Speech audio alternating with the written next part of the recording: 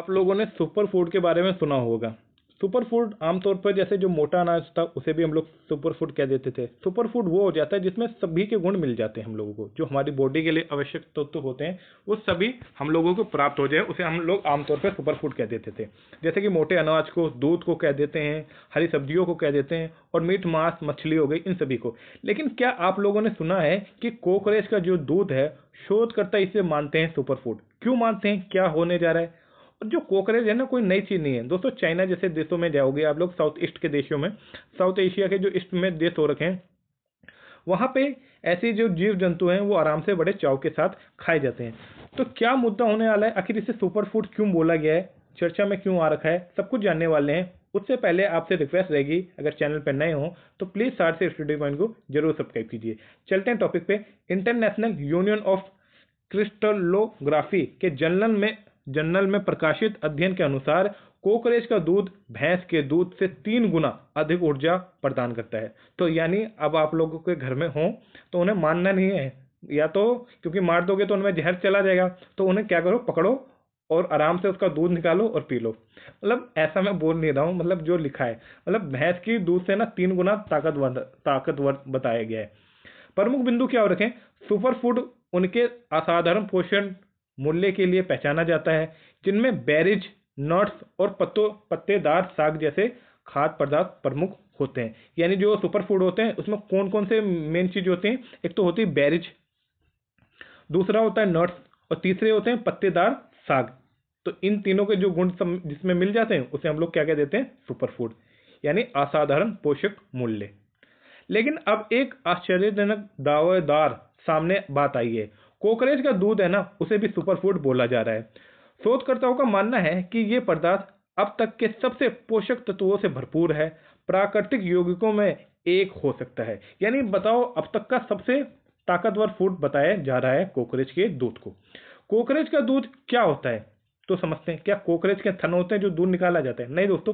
अगर आप लोगों ने कभी कोकरेच को मारा होगा ना, तो उसके से एक मैल सा निकलता है, व्हाइट व्हाइट से, तो उसी को ये दूध का नाम दे रहे हैं।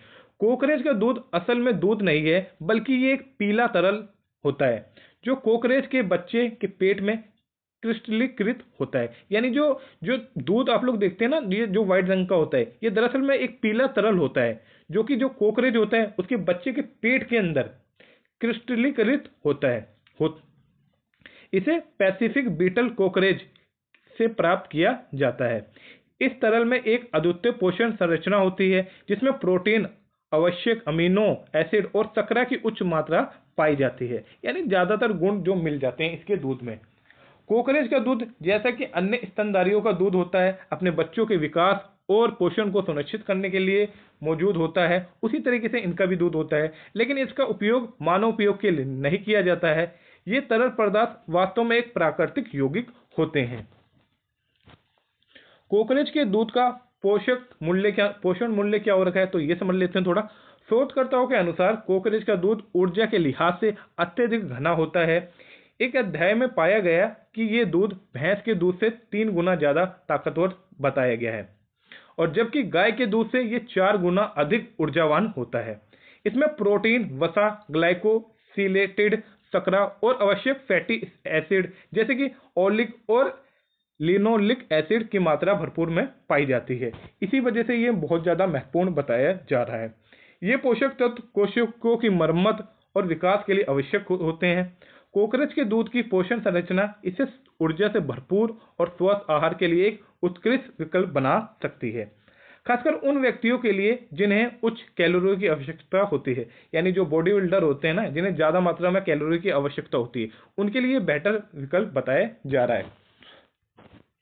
क्यों है ये एक सुपरफूड, तो ये समझते हैं। कोकरेच का दूध उच्च कैलोरी का होता है, घनत्व के साथ आता है, जिसे ये एक उच्च ऊर्जा स्रोत बनाता है।